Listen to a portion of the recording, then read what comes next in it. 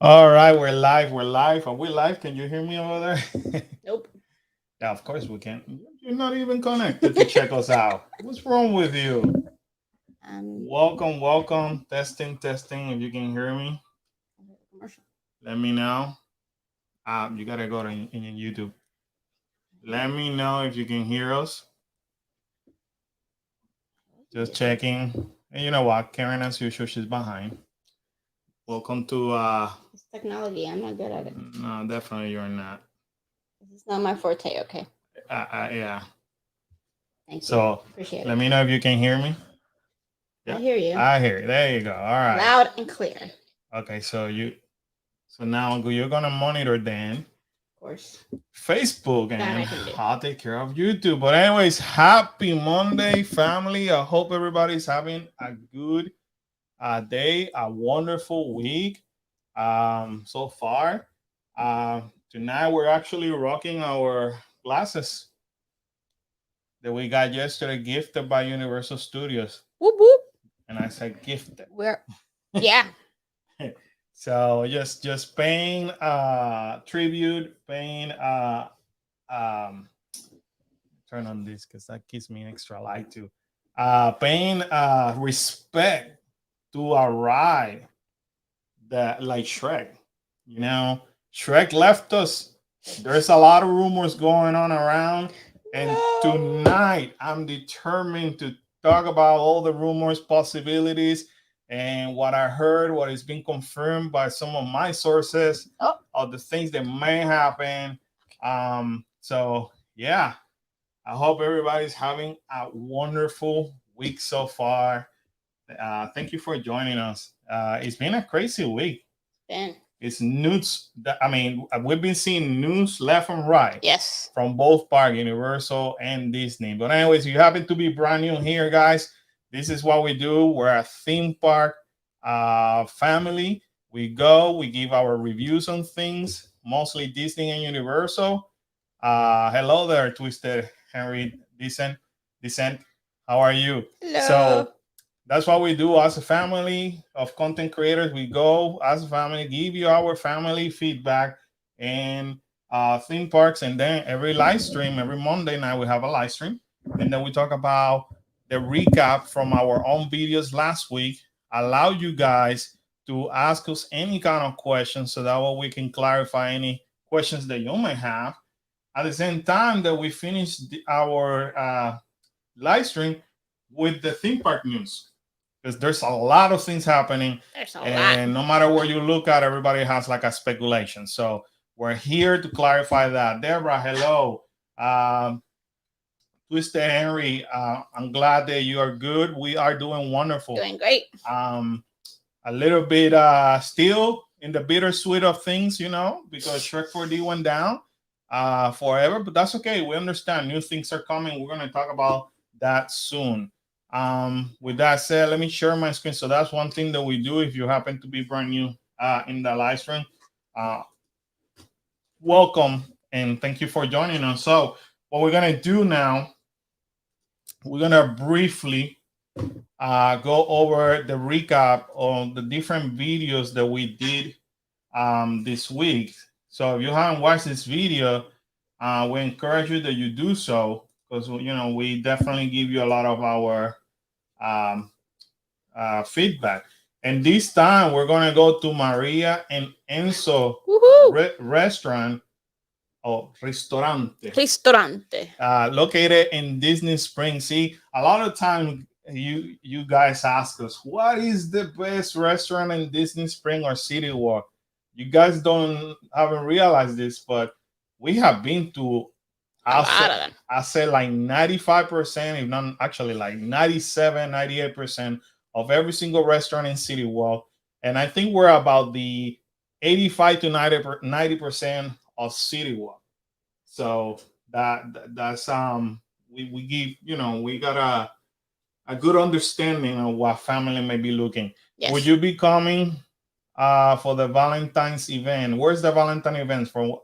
Oh, for Sir Henry. If it's for Sir Henry, yes, definitely. Anything that they do in Sir Henry, we go. we will be there as long as our schedule allows it. We will always be there. We love Sir Henry. We love the staff of Sir Henry, and we're devoted not only to Sir Henry but any local attraction or hunt, anything that we could do to promote and showcase what everybody does that is not only a theme park. So, anyways, obviously by the name of this restaurant, you by now know that it's an Italian restaurant, and it's kind of cool because we're able to give you a comparison between the this is the second restaurant that they have in Disney Spring, Right. and now we're able to compare again against Vivo over City City Walk. Walk.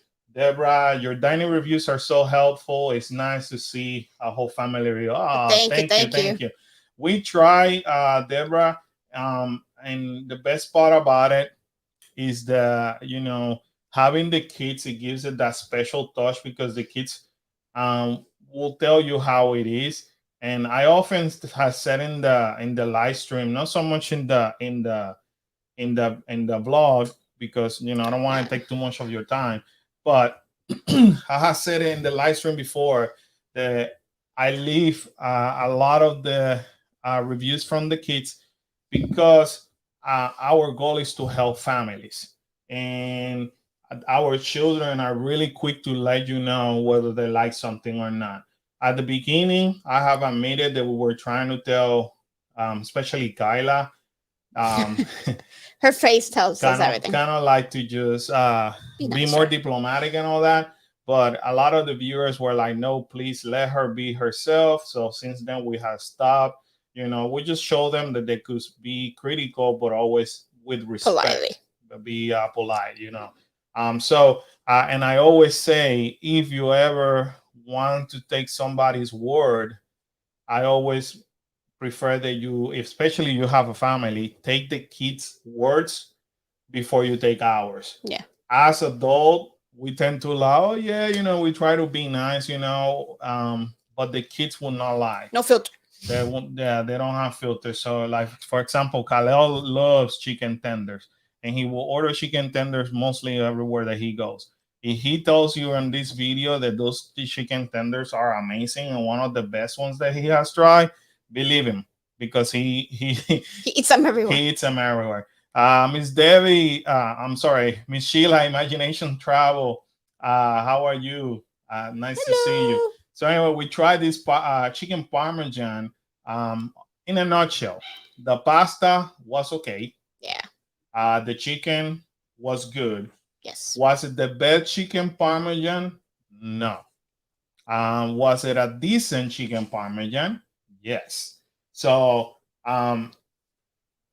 Karen ate at Vivo, and forgive me, I forgot the name of the other restaurant in Disney Spring that is also a an Italian restaurant.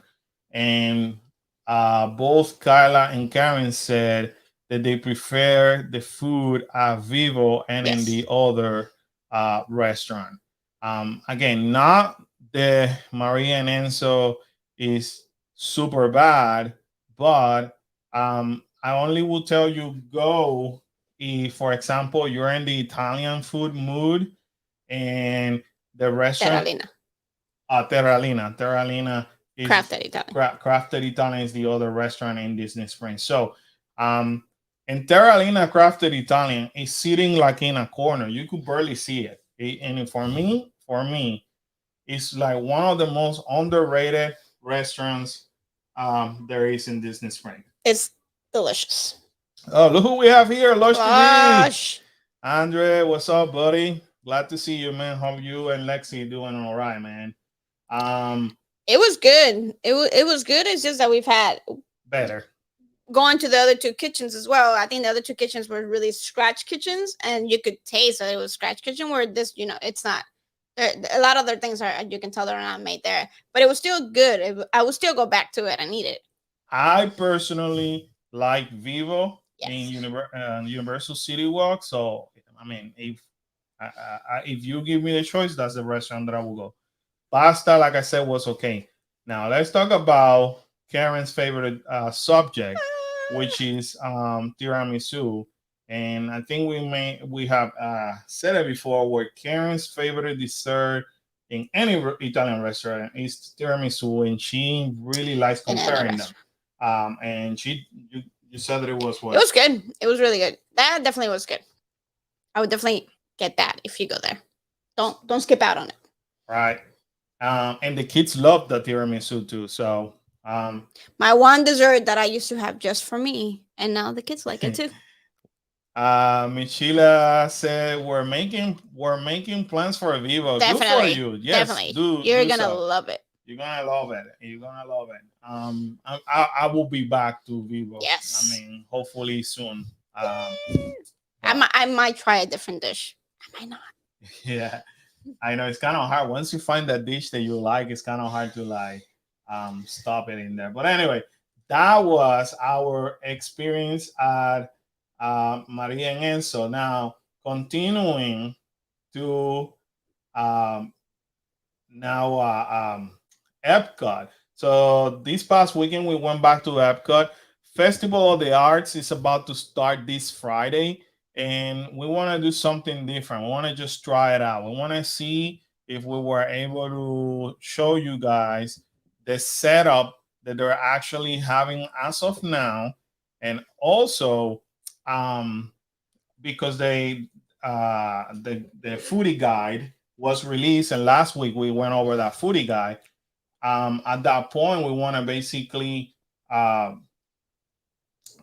it identify where they're gonna have the different menus. So we started by showing you that there were a lot of people, athletes, they have completed that day, the half marathon, and I don't care whether you consider yourself a runner or not. Anybody who participates on a half marathon, you can consider yourself an athlete. Yes. I mean, you have to be brave enough. But anyways, going back to this is the donut box.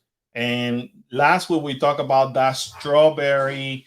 What was it? The strawberry donut. Yes. So that's one item that we're really looking for. There you go. That is the white one on the left hand side. It looks delicious, and we're definitely looking forward to try that.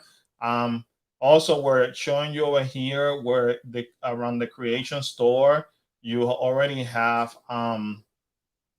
the stands for the arts booth being set up. We're seeing these tables already set up, so we're thinking that a food stand is going somewhere in there. So that's one thing that we're thinking. So continuing our tour around Epcot, in this section, you guys are gonna see it on Friday, where they have shock artists on both section over here. That's so cool. And they do 2D arts and 3D arts. Yes. So we're super excited to see that. Sheila said 41 days and counting. Woo! Yeah, everything looks so good, Miss Sheila. So anyways, every time that you see this type of stands like that, what it means is where the art is going to be displayed. And what we do is that we tend to go every so often, and rather than show you all the arts, we show you section by section of what we feel that we like. Right. To each their own, but you know what I mean. There's a lot of art. A lot of art. Yeah. So anyway, this booth is called what is it? Craftsman Courtyard. Not a menu item that we're gonna try because we don't eat seafood. But this is mussel, and what was that? Salmon. Something like that. Can't even remember. It's not salmon. It was something else. But anyways, that's what they're gonna have over there. This is one of the market stores that they have for any festival. And then after that, we found the Mexican El Artista Hambriento, which they are gonna have an item that we did. I don't think we found a picture, but they're gonna have an item for sure that we want to try. So continuing after that, I think we went over past China and all that, and then over here we're in Germany, and in Germany they also, I want to say, they're gonna have something new. So each of the locations for the most part are gonna have maybe 1 to 3 new items. It seems that mostly it's just food items, or maybe just maybe a dessert. We didn't identify no new drinks. Right. Versus Festival of the Holidays, that they have All drinks. mostly drinks. So that's one thing. That's one thing that basically um, um, the difference the between the difference two. between one and the other, because it's kind of interesting to see that. Italy, they're gonna have ravioli, and Karen called it correctly. You know, usually when you go to Italy, the food is super mega expensive, And super small. and it's the portion sizes are like tiny. Yeah, you're probably gonna get 2 raviolis for like $15. Yeah, it's something ridiculous. So what we do is that we offer you food review first of all on the new items, and then we'll go. You know, we try to eat maybe 3 to 5 items all out, you know, on the first trip, and then after that we take the other items. So that's, you know, expect multiple, excuse me, videos for Festival of the Arts. Plus, it's our favorite festival. Yeah. Plus art. So if you're just joining us, welcome. Thank you so much for joining us tonight. If you are rewatching this video, or anybody who's watching, make sure you hit the like button. Lets YouTube know that the people are watching, and it actually helps our channel out. And what we do during our live stream, we just do a recap of what we have seen out there on the theme parks, allow you guys to comment and also ask us any question. At the same time, that once we're done with the videos, we go over all of the Universal, Disney, and sometimes SeaWorld and Busch Garden news, or any local attraction. This is something that Karen is looking forward to, the funnel cake. There's Sounds a delicious. brand new funnel cake that she's like really want to try. Sounds super sweet as usual, but it sounds good. and right now we're standing right in front of Japan. I don't think we're gonna try other than that. I butchered the items there. This is Tangerine Cafe over Morocco. So I don't think we found anything that looks appealing to us. Not that we wait. We feel that if even anybody that watches this video, at least by watching it, will have an idea of where the food booths are going to be located, and some of the new items that we found that it was advertised already. We already demonstrated it. So we feel that if people were to watch our video, will help them out. And trust me, when you walk to any festival, it could be kind of overwhelming, because one of the biggest criticism, ironically, we had the one on the holidays. You know, the holidays, I mean, none of them. The first thing we tell you, every single festival has a book like this, but they don't put things in order. No. This is, you know, we wish that Disney, so aggravating. Disney will put it in an alphabetical order, or the order that you can find it, and they don't tell you what's new or not. I wish they would put it in the order of the pavilions. It would be. I think that would be the easiest thing, because you can be like, we can be on one side of the pavilion, and then something that wants all the way at the end, but we don't know, and we're trying to look through the whole book to see where it is. So I feel like I waste that when we go and we're not prepared. And again, we're just your regular family, and that's what happened to a lot of people. People go and they're not prepared. They're basically, in my opinion, not maximizing the amount of time that they could have. Because you're looking for stuff. So that's the reason why we decided to do this video, to help people out and know exactly where to go and what to look for. But anyway, France, nothing was appetizing for us in France. There's nothing new in France. Yeah, no, there was one thing that you mentioned, and I don't think there was nothing. and it wasn't as good either. So Right. Oh, probably seafood again. yeah, A lot of seafood. now you mentioned something, and then you were joking that you butcher I butcher all the the names. name because even though you took French. True.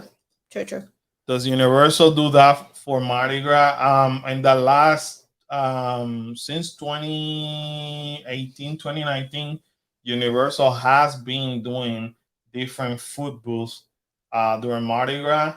2019 was one of the best, and last year they went crazy on food. Yeah. However, the food was very expensive. They don't do the booklet, so you literally have to walk through all the booths and look for the stuff. And it's super expensive. They were so expensive, like yeah. they were charging for a Cuban sandwich 13, 14 And bucks. that one was small. And it was small Yeah. and it tasted like crap, to be honest Yeah. with you. So hopefully this year they bring They do a little better. now the rest of the food, some other food item was delicious. Yeah. So you know we're gonna be spending a lot of time in Universal too. And anyway, this is one of the booths that I'm the most excited about, at least me, but I know they are too. Oh yeah, all of us. It's called Pop Eats. If you watch our channel last year, and we talked to you about this last week, is where they're gonna be. They have a tomato soup and a grilled cheese. Now this year they actually changed the tomato soup, and I think they actually put bacon or something else, according to the changes. But it is actually delicious, and as you can see, the kids are like already expressing, if you were to listen to them in that video, how much they like that tomato soup and grilled cheese. It was delicious. And it was delicious. And one right there on the left hand side, they're also going to be selling. Let me stop this over here because they're also going to be selling a popcorn bucket, and that popcorn bucket is Figment. I had the feeling, and they're going to get slammed in that booth because they want a lot of people are going to want this popcorn bucket. Figment, don't get me wrong, that's very cute. And then the comment that I made in the video is like, I wish they actually would have taken Figment out of that booth and put them around the park in different popcorn stands that they have to alleviate the lines. So which I'm assuming that they're gonna do eventually, but maybe not the first week. So what is in the tomato soup? The tomato soup is tomato soup with bacon, apple, and brie grilled cheese. That's the new one for this year. And the other one's just the normal tomato soup and grilled cheese, which is the one that they're showing right there. But that is, oh my God, amazing. It's delicious. It is. You may be like, yeah, right, guys. No, it's really good. It's delicious. So the kids don't usually like soup, especially Kyla. Kyla doesn't like soup. She'll eat that soup all by herself. Like, yeah. I mean, it's not a big portion either. It's like a little portion, but still, it's yeah. It's really so normally we buy, for example, if we were to do a food review, we would actually buy this slice of cake. Yes, we are. And we cut it in 4 pieces. Not the soup. Not with the soup and the grilled cheese. Most likely, we'll probably have to buy 2 to 3 portions because, it is so cute. It is very cute. But anyways, if you're planning to go to Festival of the Arts, pay attention to this section around here, because this is where we believe is gonna be the best section of the entire park.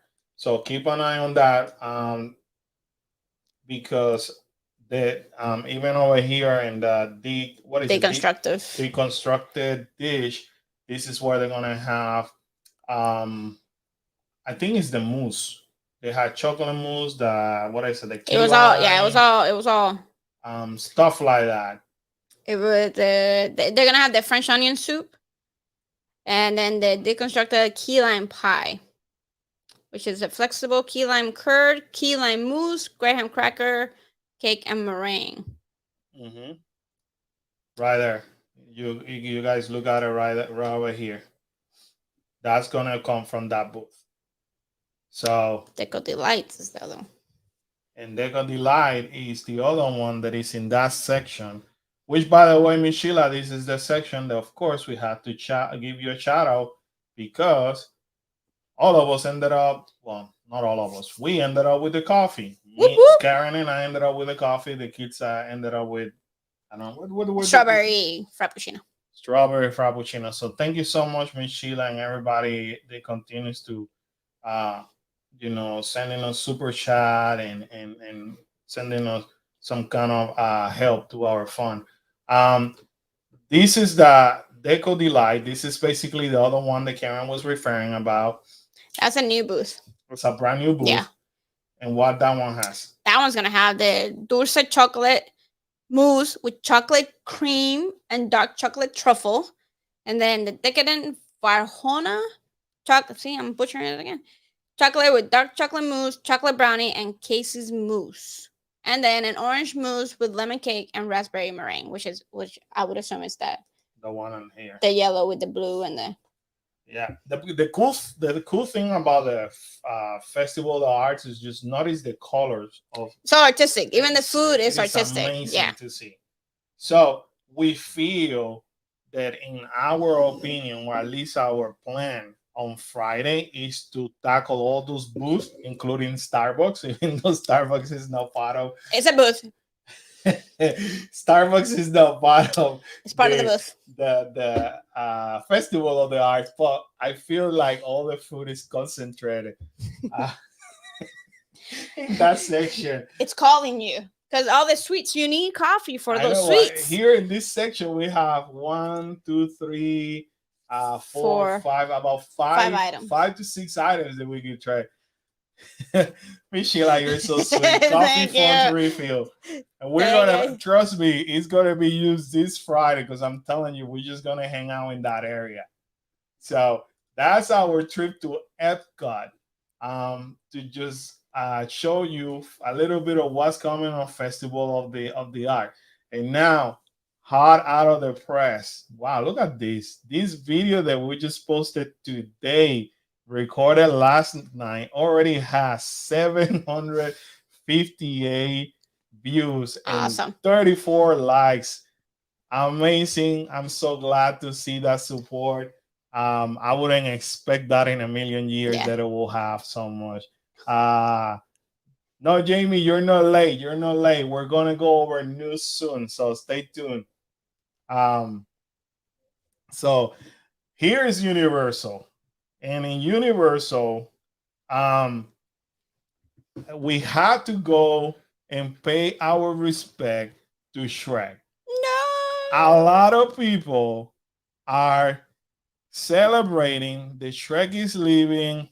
People are calling it like it's boring, blah, blah, blah, blah. I get it. I understand that. Here's one thing that I feel the majority of the people are forgetting about. And it's when you go to a theme park, whether you like it or not, is directed and meant for families. Yes. If you think about it right now, other than in Universal, I'm talking about Universal, other than the Minion and Shrek 4D, unless that your kid likes maybe Transformer or maybe Fast and the Furious, which is garbage, the Harry Potter or stuff. Harry Potter, there's nothing for them. So you gotta see it this way. Your kids are out of the kids zone, meaning the Woody Woodpecker roller coaster is not gonna cut it. Curious George is not gonna cut it. So at this point, the only thing left that you have is something like the Minions, something like Shrek. I feel that as an adult, we are getting involved into our personal opinion, forgetting about the family concept. Now, that said, yes, Shrek 4D is outdated. Just like I said in this video, Shrek 4D was built on 2003.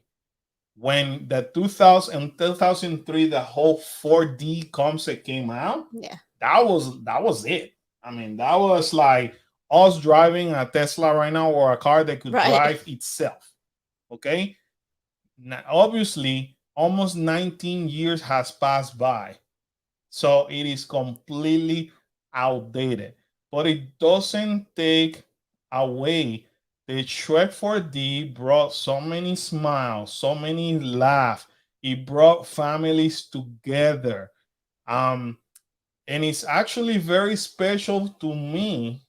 And I share that in this video because when I was employed by Universal Studios, I attended to the first soft opening that ever happened in Shrek 4D And you're old. in the history. So not only was one of the first group of people that did Shrek 4D, but I also was part of the last Yes. group that ever saw a showing of Shrek 4D in Universal Orlando. So it is very special to me. I brought Kyla when she was a baby to Shrek 4D. I brought Karen when we were first dating to Shrek 4D. I brought Kalel as a baby to Shrek 4D.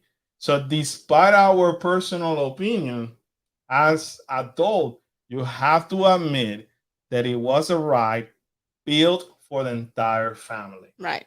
Now, obviously, it doesn't meet the expectations now because obviously they're way behind on technology. That said, we go inside. Um, Jamie said taking our oldest for his 11th birthday before we all head to Disney. I'm not up on all things at Universal. Well, Jamie, continue to watch our channel. Continue to join us in live stream every week, and I promise you, by the time that you travel, you'll be ready. And most importantly, Kalel, he's 11 years old, our Right. son.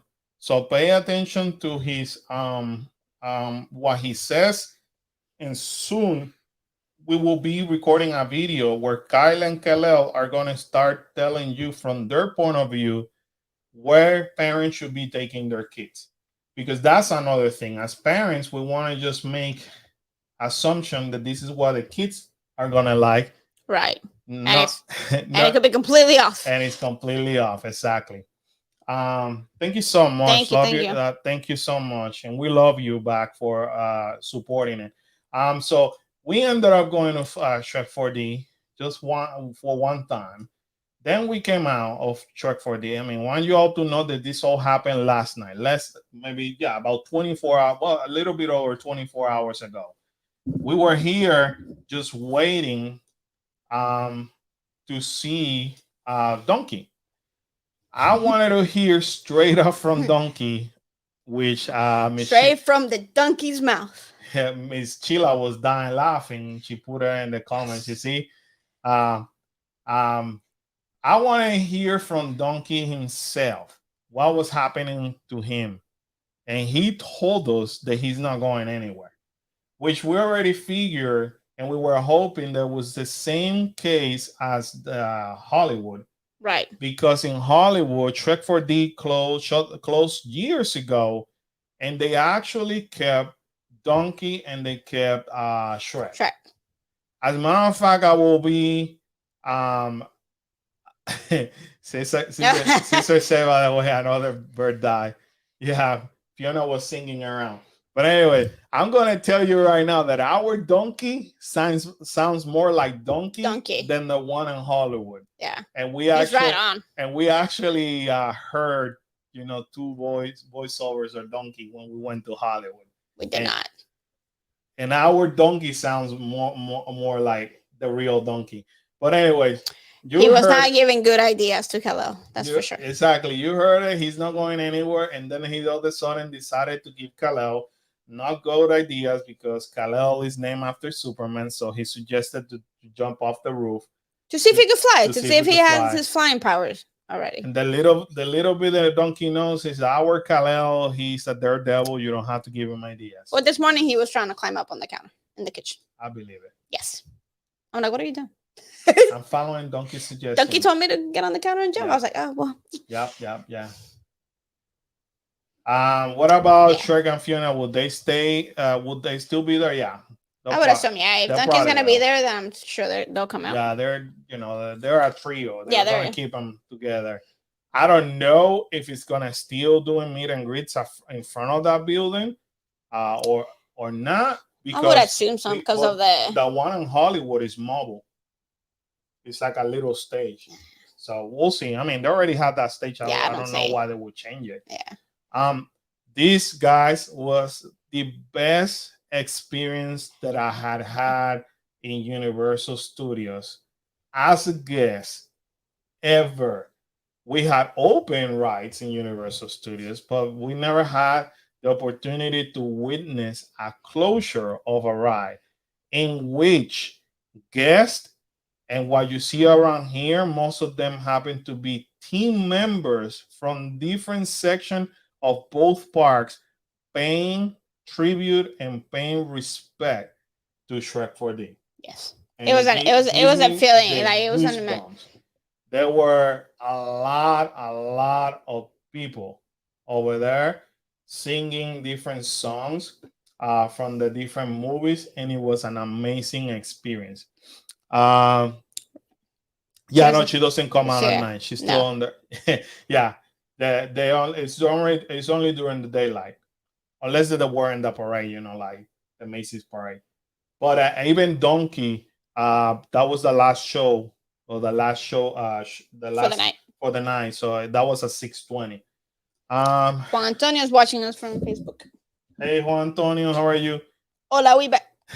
Never got to experience this one, but glad to meet. Will still be there. First trip there this year in 20 years.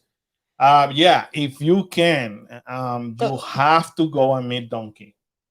There's no experience. There's two characters in Universal Studios that I feel everybody should give themselves an opportunity and should put on your priority list. That will be Donkey and Beetlejuice. Yes. Those are must meet characters. Now, if you come during the holiday season, then the Grinch. Right. That will be your third one. So, and everyone was singing their song, like I'm a Billy Welcome. Yeah. They sang every song, just about every song. It was so it was amazing. Yeah. Such an amazing experience. And not only that, they ended up kind of like holding off on the ride so they could reopen and to just they closed it for a little bit, and then they reopened it just to give it that last showing. They closed it I think it was 20 minutes early. It was like 6:40. Yeah, they closed it, and then they went ahead and put delay, and we all witnessed when that sign went for the last time. Yeah. So after that, we were allowed in for the last time. Now, one thing that they told us is we cannot guarantee you that you will be the last show. That was, that was one of the stipulations. They said, we're going to let you in, but please, you got to move forward. We cannot guarantee you that you will be in the last show, which it was amazing to also how they manage it. At this point, we already know, because since that I'm in the front and the other team member came to talk to him, I already know. I think I edited it out. But yeah, I already knew we were the last show. So when we were told to proceed forward, they already have announced, and you guys are the last group of people that will be tortured. Yeah. And everybody started screaming. Team members were amazing. Yeah. I do have nothing but respect and admiration for cast member, team members, and everybody that works in the theme park. And this guy over here, he was killing amazing. it. Yeah. I'm going to miss when the team members say flogging. And we say, oh no, yeah, they got it shouting. I mean, if you actually go to TikTok, Instagram, and all that, and you a lot of people posted it. and they got us like screaming it super loud. Yeah. Oh no! Oh no! And a lot. Yeah, and it was super amazing. Do you think the team members were emotional about it? Yeah, Oh, yes. definitely. Karen didn't see this part, and I'll show you in a minute when this happened. Uh, but at this point, this is where they were announced us that because we were the last group, they are gonna be tortured. Uh, um, Lord Farquaad actually said that we can keep our ogre vision glasses. So Universal gifted us the glasses. Yeah, it was pretty cool. Which is awesome to have. I mean, great. This is history right over here. You know, this is history, and I will forever cherish this forever. Now, over here, the show ended. This is we're all out of over here. And then over here, if this was a group of team members that either worked at one point on the ride or are actually they finished their shift and changed and came back. And what they were doing is they were hugging each other, taking picture with each other. At one point, every single manager of the ride was standing over here clapping to the team member. I missed one part. Karen has it on her cell phone. Maybe we will post that later on Instagram. So if you're not following us on Instagram, make sure you follow us over there. Cool Case Adventure, same name. Because we post a lot of things over there. What is it that what happened in the store? The team member that was like really hyper inside, he said thank you so much, and he gave a little speech, so it was really nice. It was a really nice moment and a touching moment, and you can tell other team members that have worked or worked there were there too. So it was a very emotional moment. Yeah. So and all that happened because when I was in here. So this, and to have management allowing us to go back and look at the theater, take pictures of the theater. You see, I mean, nobody kicked us out. It was just such a, you see, look at all the management back there. Amazing experience. It was awesome. Amazing experience. I will forever remember that. Yeah. So the question today has been, what is replacing Shrek 4D? There's a lot of rumors. In Universal or theme parks, they are really good by teasing and dropping hints here and there. What was your favorite music? The theater walking or the sugar honey at the end? I don't know. I actually enjoy that show. I like both. I like Shrek, and we didn't do it a lot because it was always a long line. Shrek was always long. Well, and when we go as locals, we go honestly. We go in and we go out. That's what I'm saying. We didn't do them a lot because they're usually. But the kids are not heartbroken. For example, if we were to go and say, "Hey, Shrek is only 10 minutes. Can we do it?" The kids, yeah, let's do it, because they enjoyed it. They rather actually do Shrek than Minions. Yes, believe it or not. Yeah. So yeah, I do enjoy both. I'm a fan of the movie Shrek. I find it super funny, and I think it opens a lot of doors. Shrek actually opened the doors for all that extra content that came after, whether the dragon, what is it, Train the Dragon, whatever it's called, Madagascar, and all that. Shrek opened. They opened those doors, and now with Illuminations, Universal released a video early showing building. Yeah, I'm gonna show it in a second. Universal is good at doing that. Teasers. Those teaser. Okay, so right there alone. Yeah. So we left last night, and the walls were already up.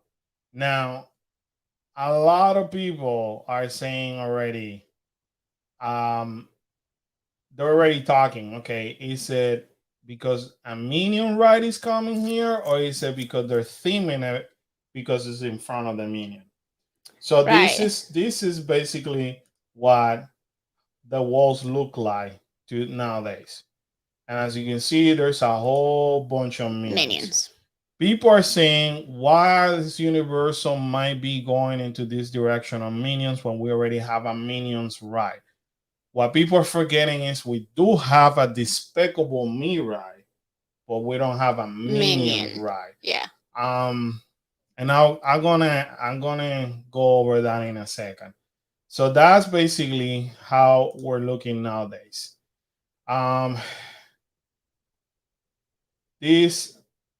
This is what Universal has been hinting since January 8th. Today is the 10th. So since Saturday, they already been hinting on that.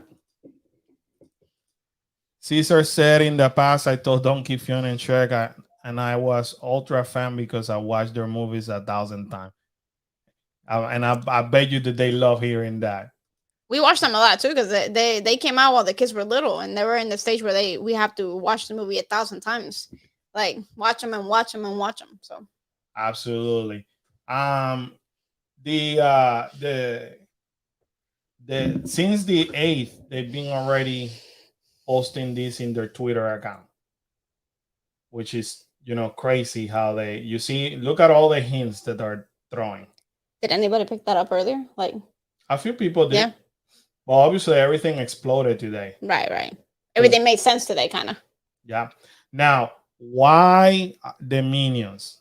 Right over here, it tells you one of the speculated replacement for Shrek 4D was a Minion attraction that will go right next door to Despicable Me.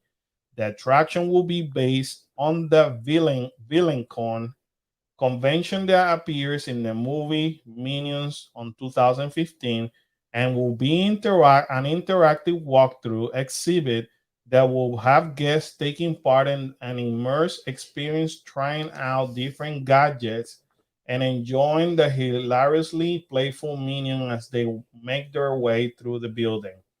Nothing has been confirmed as of yet. But these tweets certainly could be a little teaser from Universal Orlando for what will be coming next on Universal Studio Florida. Maybe it could be Secret Life of Pets, or you say it could be Sing. A lot of people, and I didn't think about this until I started reading and listening to people. A banana can also mean, and I doubt it because I don't know that they have enough space. But everybody's so anxious to have Super Nintendo World coming. Oh, true. That because they saw the banana, they're like, well, maybe Super Mario is coming. Something about Mario is coming. I hope people are right. I will not be heartbroken, to be honest with you. But I don't know that the building is big enough. It's big enough, and I could guarantee you they're trying to save that other theater that they usually use for Halloween Horror Nights. Plus, the banana is more of Mario Kart. Right. This is the video that Miss Chile is referring to. This is what came out today on Universal Instagram, where they're in TikTok, and they're all in with the new. So that's how they're out with the old. Out with the old. I'm in sorry. With the new. The owl is on the top. I know. I'm sorry. Yeah. It's like I'm reading, but I'm focusing on the video. No. So that's basically the video that has been all over social media today. But again, the banana could mean something else. We don't know.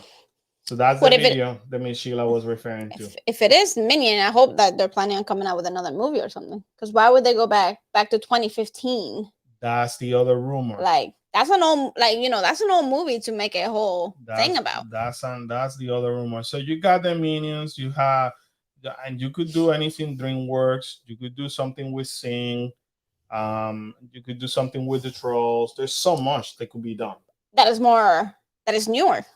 But they're hinting the banana. So we'll see. Maybe they're doing it to throw people off. You never know. Yeah, they're actually coming with that. They're actually also saying that they may be converting that building to kind of promote that movie, but it's not gonna be like the final product. You know what I mean? Well, if a new movie is coming out, it kind of makes sense that it would be. Yeah. Now I'm gonna be. The kids don't know this, but they're probably gonna be annoying. But I'm gonna be trying to go on Monday on Martin Luther King Day. Because I want to see the crowd level now that the Mummy and the Minions are shut down. What about a better day than doing it On a holiday. on a holiday on a busy day? So we shall see. But anyways, that's it for Universal. Universal, I think Shrek took over the news this weekend, Yeah. definitely. But there's one ride I missed, which is Terminator. I do like Terminator too. Yeah. So so now shifting from Universal, now we're going to Disney. We talked that the marathon weekend happened, so congratulations to every single runner that actually was able to participate this weekend. Yeah, congrats. We share with y'all that we have done races. Actually, we confirmed that our last race was on 2018. We did the 10K on this weekend. Right. So, and you left the. I did. We don't have the medal. Well, where's the medals? They're here. They're here. Oh, okay.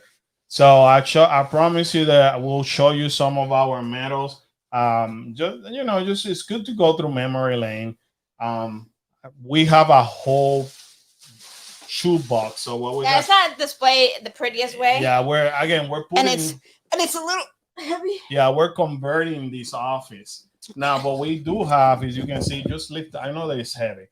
We do have the OG New Balance official Run Disney box. So we used to buy the New Balance shoes. So we will be that family that will show up and buy shoes for everybody and spend a huge amount of money. So we're just gonna show you a few. This is one of my favorite ones. As a matter of fact, I'm the only one who was able to sign up for Expedition Everest, and a lot of people don't know this. A lot of people think the Expedition Everest is brand new because they're calling it a spring race. No, Expedition. The time of when Expedition Everest used to happen up to I think it was 2016 or something like that. And we participated in 3 Expedition Everest. It's our favorite. Yeah, it's a favorite event. You have to run a 5K, and after that, you do a scavenger hunt, which is fun. I don't know how the heck I'm gonna do it because honestly, when it comes to scavenger hunt, I suck at those kind of games, and carrying is the smart one. But the what is cool if they don't change the medal, as you can see. Here's the medal. It says Expedition Everest. I like the design, and this is a compass, which was kind of cool. And it's Expedition Everest. I believe that's what it says. Which we really wanted to do with the kids because it was a different kind of race. Right, so. Right. And as you guys know, we are a family that believes on doing things with the kids. And I told you that kids been participating in this kind of events since they were babies. This is an example of a kids race. This is, I think, when was this year? They didn't put the year, but when they were doing the Star Wars runs, here, they should be in the line. Here's the kids race. This is an example of the kind of medal that the kids get on the race. And I explained that it was 100 meter, 200 meter, in a mile. No, 100, 200, 300, and a mile. So that's how they do theirs. So they've been, Khalil participated since he was 6 months old, and he did a diaper rash, the diaper dash. Not a diaper rash. He might have ended up with a diaper rash. That's one of the kids' ones too. So there's a lot of there were years, honestly, that we didn't run, but the kids did, and the kids did. Yeah. So the years that, for example, we want to sign up for a 5K and it got sold out, we regardless we ended up signing up the kids because we loved it. That's the 2018. That was the 10K. The 10K, which would have been this weekend. Exactly. That Walt Disney. Yeah, it would have been that one. So that one's. I know it's hard to believe that your plus size friend over here can do that, but hey, that's a message to all of you watching. If I could do it, any of you can do it. He's the fastest of all of us. And then this is my medal for running a 10-mile. I- The Tower of Terror. Here, I don't know. Again, the 10 miler is happening. Killer. It's coming back again this year after I think 6 or 7 years. They stopped these 10 miler the minute that they started building for Galaxy's Edge. Yeah. Because obviously you run through Hollywood Studios. So this was the last 10 miler Tower of Terror that it was done, and Karen is the one who ran it, and she almost died. This was I done, almost died. actually this was in 2013. That was the last time that they have done. The cool one about this medal is like the elevator doors go up and down, like in the back. You can make it go up and down. So that's pretty cool. The best part about running in Walt and Disney is just like, I swear, it's just like the medals. All the characters, there's music around. I want to come down and do a race sometime. You should, Jamie. They are so cool. And start with the 5K. 5K, you could even walk it. You don't have to run it. Will there be a Haunted Mansion holiday in Walt Disney World? I haven't heard anything. The next set of events for Run Disney, for example, the next one is going to be the Princess Weekend, and that's happening next month, right over here. This 44 days. February 24th to 27th, but I think it's sold out. Probably. Yep, sold out unless you want to do the half marathon. And then the one that I'm going to be doing is the spring. The spring events. It should be. And their events. You gotta go on the events. Yeah, thank you. Yeah. So this is the spring. This is the one. You see how it was sold out? And that's where No, this is the 10K. The 10K just got sold out. That wasn't sold out. Tower of Terror. For the Tower of Terror, it's still open. Still open. That's 10 miles. That's the one that Karen just showed you. I almost died. Yeah. But in my defense, I haven't, for all the medals that we have there, I haven't trained for any of them. That's so true. I literally That's true, though. Showed up that morning and started running. And Expedition Everest is the one that I'm doing, the one that I just showed you the medal, and I told you have to do a scavenger hunt. This got sold out in less than 7 minutes. I literally got Carlos signed up, and as I was doing Kyla, it said it was sold out. Yeah. Can I ride on my mobility scooter? I don't know about mobility scooter. I know they have wheelchair. They have the wheelchair ones, but I don't know about the mobility scooter. For the 5K, I don't know. I have to look because we haven't done one. Like I haven't done a 5K in years because the last races that we have done is 10Ks.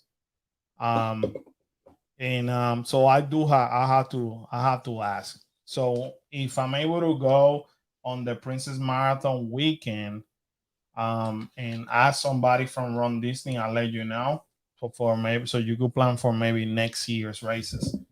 But anyway, it happened this weekend. Congratulations to all the runners. It was exciting to see them, to see it in social media. It was exciting to see them in the park celebrating.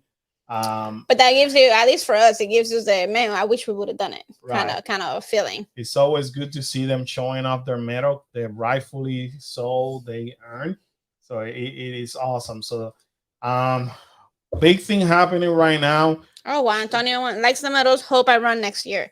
Should definitely come. Yeah, come. You know what I want Antonio, you should come and try to do a 5K and see if you could do it with Kyla, because because out of anybody, Kyla is the one who keeps us more of a pace for a 5K. She's got the fastest pace, right? And she gets annoyed when she has to wait for us. Sprinting, Carlos has all of us, but in a pace, Kyla is a beast when it comes to that. So maybe if we can plan it where you can come and sign up for a 5K, and I could register Kyla. Or maybe we can all get registered, but then you and Kyla. You can book it. Yeah. So anyway, let me explain what's happening. And I mentioned this in this channel, and I've been saying it forever and ever and ever. And it's funny because sometimes even in the comments that people leave, they're like, even in the groups, either the Disney Plus size or even the Universal Plus size, people don't understand that these theme parks are fully affected by the supply and demand issue, just like we all are. You know, right now, actually in Florida, good luck trying to freaking find medicine. Yeah. Everywhere that you look at, we don't have no medication. It's crazy. Like I'm talking about over the counter, like Tylenol, It's hard to cold, find right now. sinus. It just speaks crazy. So here, here's what happened. When you do the Savvy's workshop experience and you build your lightsaber, that costs guests $229. So the guests show up, and this you normally come inside a bag. Now it's not the most awesome bag, but the problem is that Or the best quality bag. best quality. Thank you. Yeah. But we go back to my passion, and when I go into a rant, whether it's Universal or Disney, if I pay money, I should be compensated for what I pay for. This experience is not cheap. It's No. $229.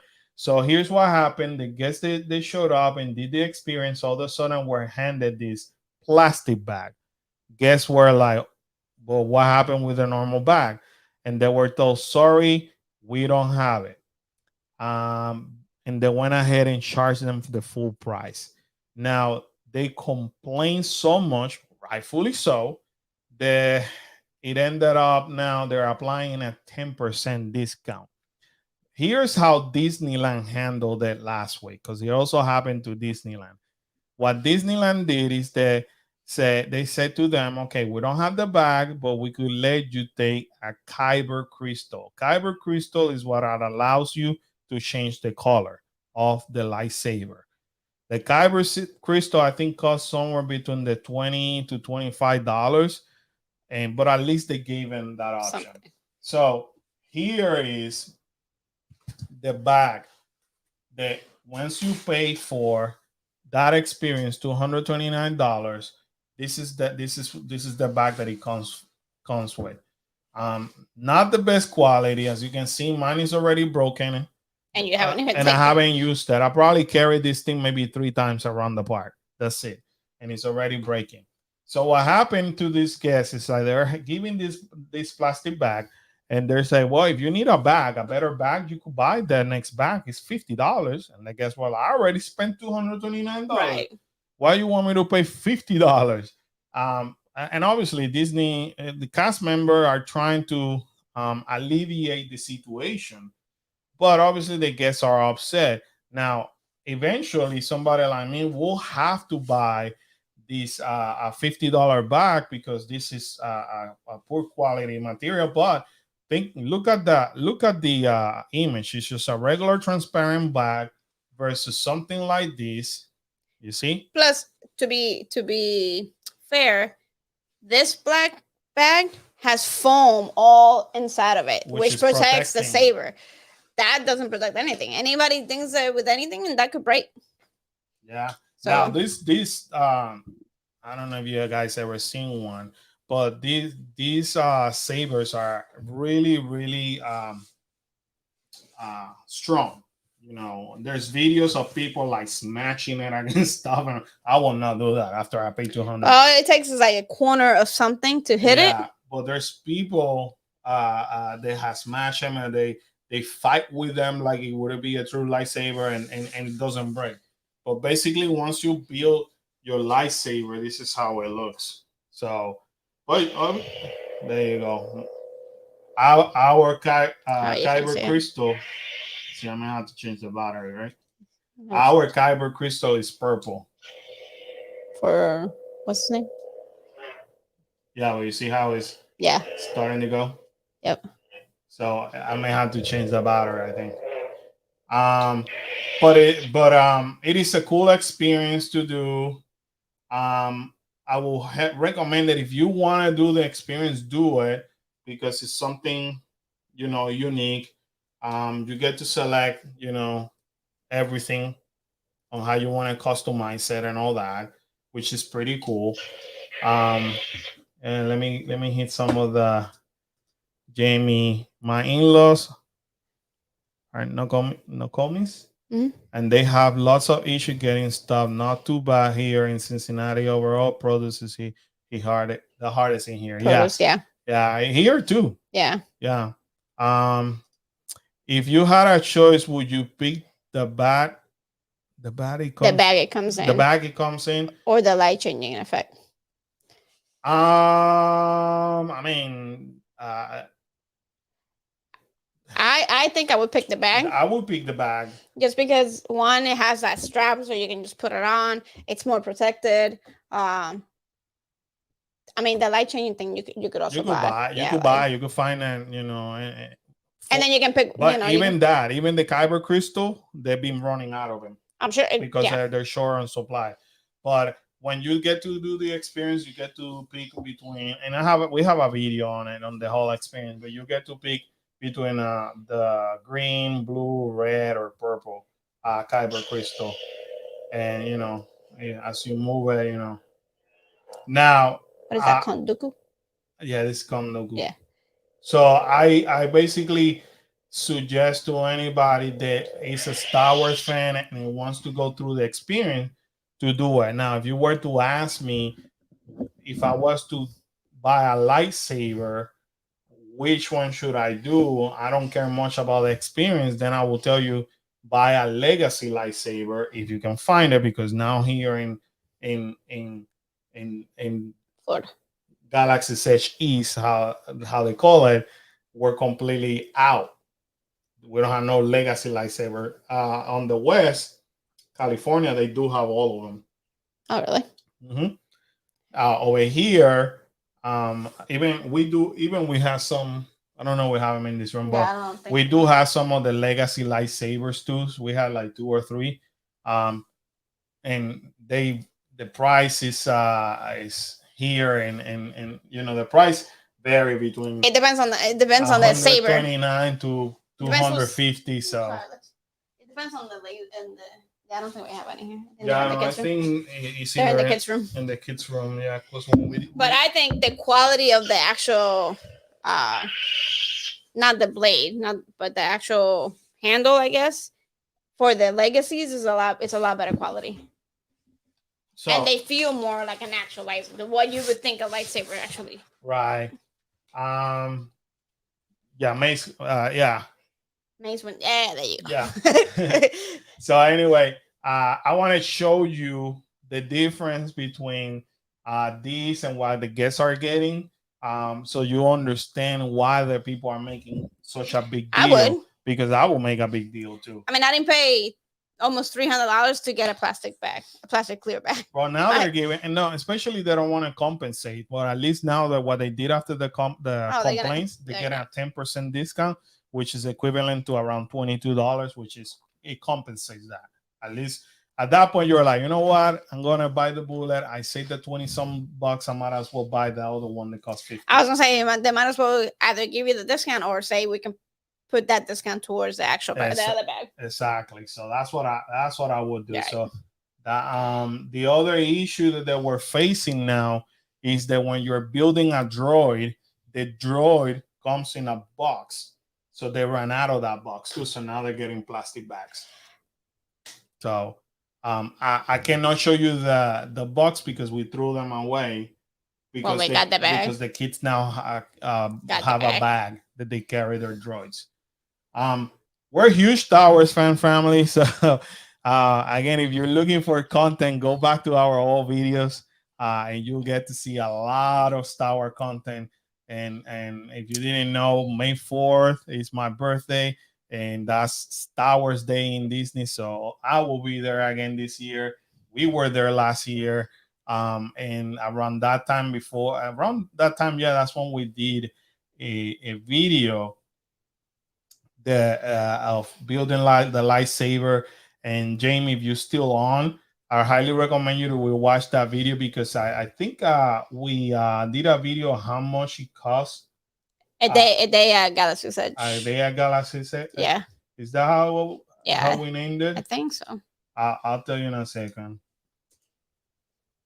How much it costs for a day in Galaxy? I think that's how I named the video. Let's see. There you go. How much does it cost to spend one day in Galaxy's Edge for a family of 4? So, Jamie, I don't know how many family members are uh, in your as part of your family, but all that you have to do, just do that. So you save yourself a headache. Just type our name, Cookies Adventure, how much it costs for a day in Galaxy's Edge, and you're gonna see us. See, we put obviously because we put Cool Case Adventure, YouTube finds us, but it automatically puts us towards the top because we're one of the families that have blogged about this. So I'm surprised it only had 300 something views. I have to redo it. But I may have to push it out again. But we give you a real scoop of how much you should budget for just in Galaxy's Edge. Well, let's just say that it's easy to spend a lot of money in Galaxy's Edge. Yeah. Especially if you're a Star Wars fan and love Star Wars, you're gonna want to buy just about everything that's there. Right. Now, apparently, people are more interested to see Kyla drinking in Olga's Cantina than how much they're gonna spend in Galaxy's Edge according to the views. When you put a pretty face. And she's drinking in the cantina. So anyway, that's the big deal that is happening in Savvy's workshop. If you're coming in the next few weeks, keep in mind the Splash Mountain is closed. Also, Expedition Everest is closed for a few months. I think Expedition is kind of like the Mummy. They're not expecting to open it until like right before the summer. So keep that in mind. On another news, this is exciting to see. Voices of Liberty return to the American Adventure Rotunda at Epcot. And as you can see, you could see it, but they still socially distant, which, you know what? I'll take it. From themselves and from the guests. Right. I'd rather see them like that. But I'm happy to see that we're somewhat going back to normal. So I'll take it.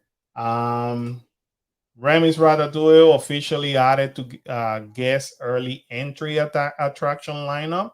So if you're staying at the Disney resorts, now you know. And not only as of today, they're no longer on a virtual line, but it has been added to early entry.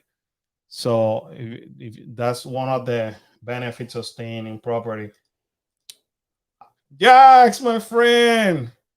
I was thinking of you yesterday. I was legit thinking of you yesterday.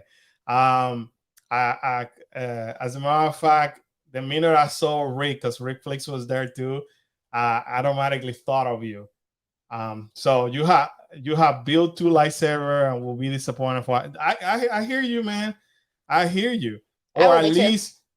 You know what? No, Disney right now is nobody has any control at this point of what the supply and demand issues.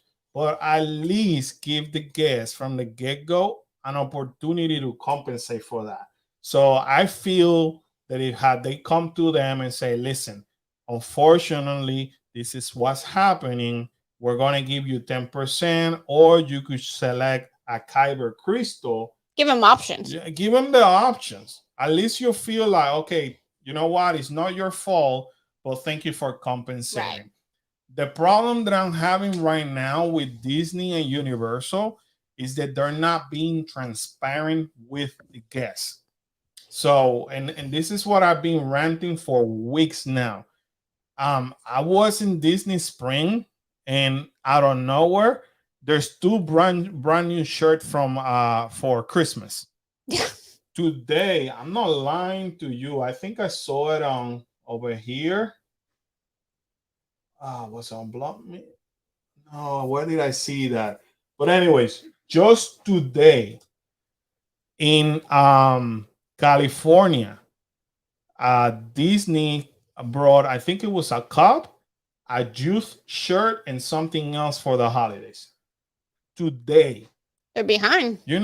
be honest with the guests, be transparent. Trust me, there's gonna be guests that are gonna complain about everything, but there's gonna be more of the guests that are gonna say, you know what, it's not your fault. I understand. It's happening. I mean, it happens to us, a regular consumer. And I want to buy I don't know, certain vegetable, and today they don't have it. At one point, people were complaining they couldn't find meats. Right. Nobody has control of what's going on right now, but I feel that the theme parks are not being transparent, and they have to be honest. And rather than, let me surprise you, you know what? Just say it.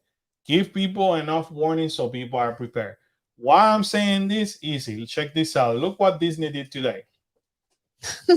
Surprise, surprise, surprise. Now, I'm expecting that. I'm not only expecting that in Disney, folks. I'm expecting that in Universal. I'm expecting that in SeaWorld. I'm expecting that everywhere that they're going to be paying employees $15 an hour. I'm expecting to see that and more. However, be honest. Say it up in advance. Prepare the guests. Guests are going to complain no matter what. But at least you say, we're planning to increase prices effective February 1st.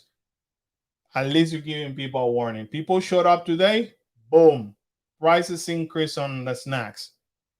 And why do they do it today? Today, they release a lot of treats, specialty treats for the 50th anniversary. This being announced for weeks. Why Disney will do that today? On the new items that you introduce into the menu, you haven't put any price, so you could go ahead and increase it in there. But why would you have to do that in the rest of the snacks? That's where I feel Disney is being completely dishonest with the guests. I mean, even the sodas in there, and we bought a soda the other day. 2 sodas was like $8 something, like 2 regular, like medium-sized soda drinks at the Magic Kingdom. Cost like the medium size, like the 22, the fountain drink, the 22. It's not the bottle. It was $4 something each, so it was almost $9 for 2 cups of Sprite. Yeah, something that it cost them not even 40 something cents. Yeah, it was insane. When I went and I bought it, but then when he told me the price, I was like, for two sodas, like I didn't say that to the cats, right? But I was surprised that it's gone up so much. So this is why he was basically identify, and people like Blog Making, a lot of other bloggers spoke about that today. Prices are up pretty much across the board at Walt Disney World today. From Dole Whip to soda, Mickey bars to popcorn, prices has been increased. Here's a look of some of the prices that you can expect in your next visit. I wish they would do a before and after. I know I could get you a before and after. Well, look, I don't know if they're. I could get you a before and after. You know why? Who have I been saying that you need to follow?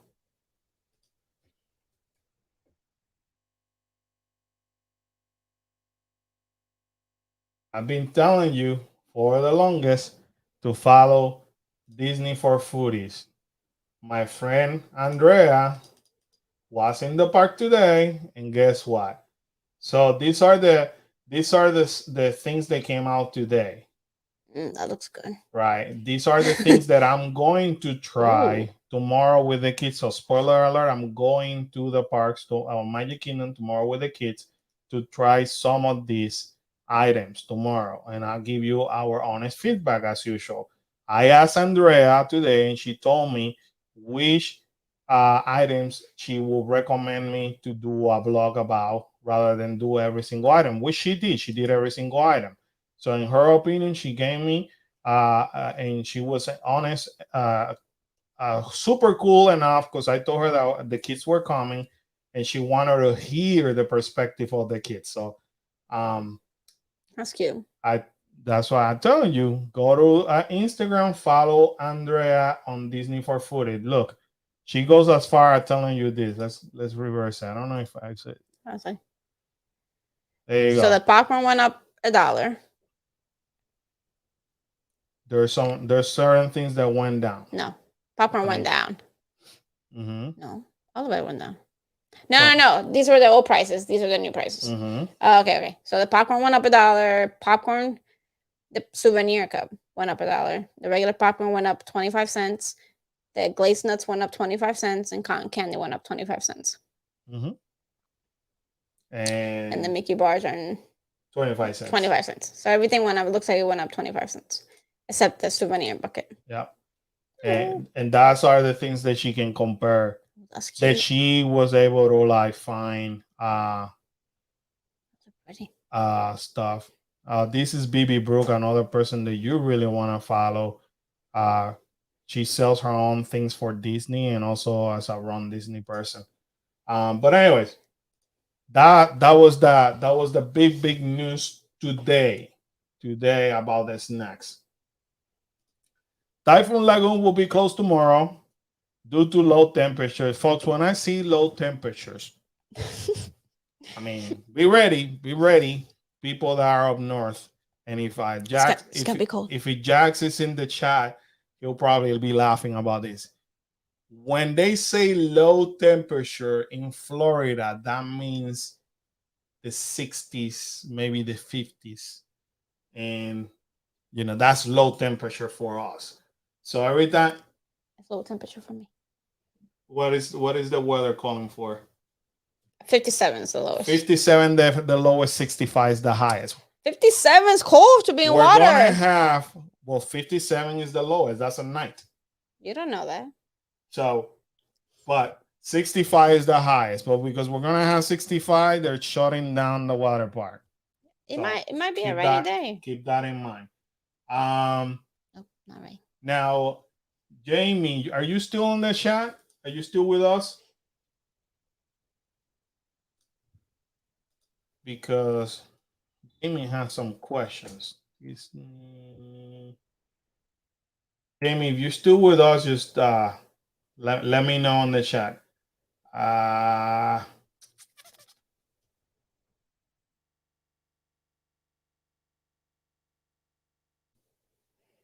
know Jamie. Okay, Jamie, perfect. This part is for you and for everybody else that wants to listen. So let me and it's still a lot of people still doesn't understand. Still a lot of people confused. Sheila said it's 35 right now. Our high is 45. That is cool. Thank you very much, Sheila. But that's when I don't leave the house. Anyway, Sheila. Jamie has question about Disney Genie service. Get ready. The Disney Genie. We tried to do a video this past Saturday, but we felt that we were not going to do any justice. So spoiler alert, we're coming back next Saturday, not this Saturday, the following. We're going to go on Magic Kingdom. And the only reason why I'm picking Magic Kingdom is because right off the bat, I'm going to tell you the best part to use Genie Plus will be Magic Kingdom. In my opinion, in my experience, it is a waste of money to use it on Hollywood Studios simply because there are not that many rides. Second park that I suggest you use what? 21 degrees. Damn. The second park that I suggest that you use the Genie Plus will be Animal Kingdom. That will be my my biggest advice right there. Epcot, don't even waste your time. No. Okay. Just be ready to wait in line for Frozen. Here's the best way that I can explain it to you. There's Genie Plus, and there's Lightning Lane. What is Disney Genie? And that she said, would it be beneficial for 7 of us at all parks? No, just on Magic Kingdom and Animal Kingdom. 7 of you, yes, simply because you can organize your day. The the best part about, and I don't know, were you able to watch the video that we did about Genie Plus? If not, I think April um, posted that video on the chat. But if you haven't watched it, now this is the day that I played with it, and I was and so watch this too. Cool Case Adventure Genie. Watch this one and watch the second one, which is the park hopping, because I explained how you could also park hop using Genie Plus. Okay, so I got 2 videos, both of them recorded on the same day. Um, um, the the thing that changed from here to now is that now you could stack, and I'll get to that in a second. Um, but I basically show you in a nutshell the process that you gotta follow.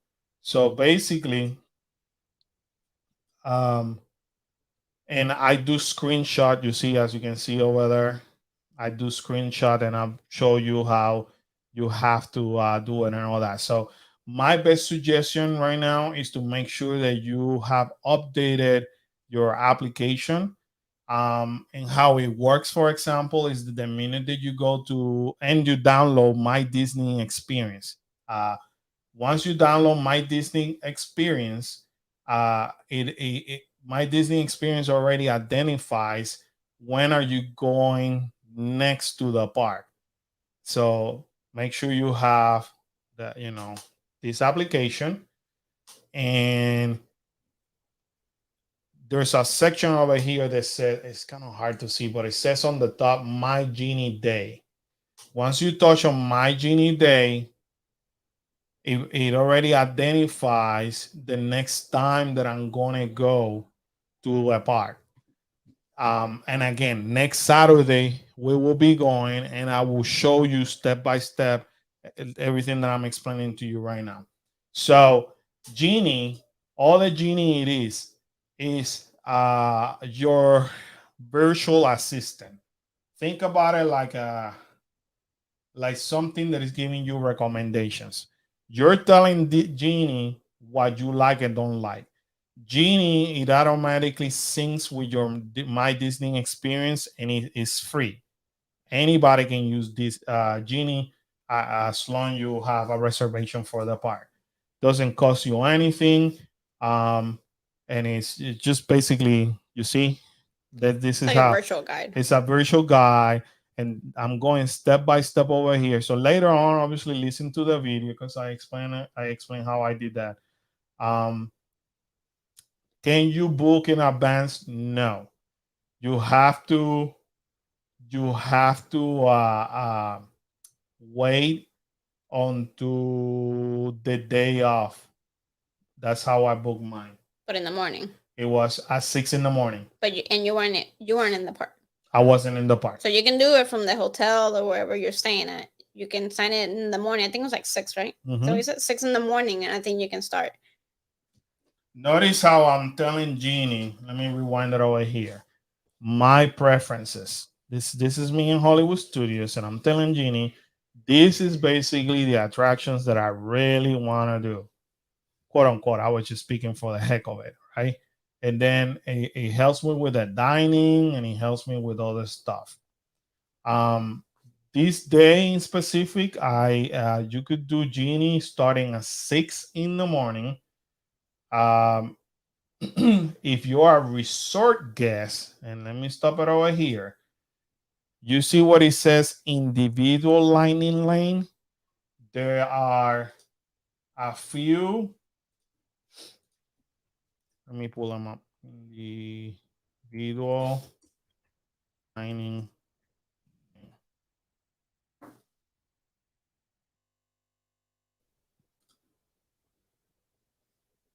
Let me see if I find something that, there you go. All right. Each park has what is called an individual lining lane. Okay, so let's go back again. You got Genie, you got Genie Plus, you got lining lane. Can you control my entire party? Yes, you can control because everybody's under you. So, as long as you attach right, all the tickets to your once you do it in the app, make sure that you put everybody's ticket on the app. right, exactly. You have to link them. Yeah, that's what I was looking for. So in the app, all those tickets, everybody's ticket have to be under you. And then once you select that you want to be part of Genie or buy anything with Genie, or it's gonna ask you for who, and then you just select them. Boom, boom, boom, boom, boom, boom, and then hit next. And I could tell you that that's how it happens like that because we were testing it on Saturday.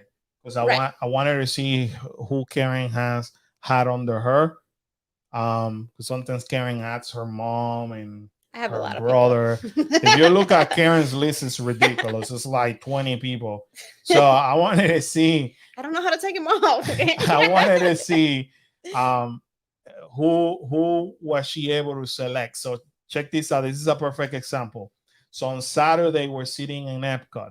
I go to Magic Kingdom. I change my park, and I'm gonna show you how you do that. So no, it's okay. That's why your questions are gonna answer so many other people's questions as well. So you could change the park. So I'm in Epcot. We changed the park to Magic Kingdom, and I went ahead and I went to a section that I'll show you in a little bit. That it shows me the rights. I click in Space Mountain because I wanted to see to buy a lining lane. Once I clicked, it actually showed me everybody under Karen that it was under her main gate because Karen is a cast member. So that day, Karen had her main gate and three other passes, and her passes has number. So that's are the people that show me. So the only people that will show up under you apparently is the people that you have linked under you whose tickets have been used under that reservation. I hope I make any sense. So in this case, like Karen ticket has whatever 40, 42, 44, something like that. Those are the tickets that she used, and those are the tickets that showed up. So if I wanted to buy a lining lane, I had to select boom, boom, boom, boom, boom, and hit next, and then I would have purchased. Okay. Why I want you to know that is because lining lane, it is an individual line. And for Magic Kingdom, you have Seven Dwarf, you got Space Mountain, uh, you still have Remy, you got Frozen Ever After, uh, Rise of the Resistance, and Mickey and Minnie's Runaway for Hollywood. And Animal Kingdom, you got Avatar and you got Expedition Everest. Um, Keep in mind that these are the prices that more or less that people pay, and it's per ticket.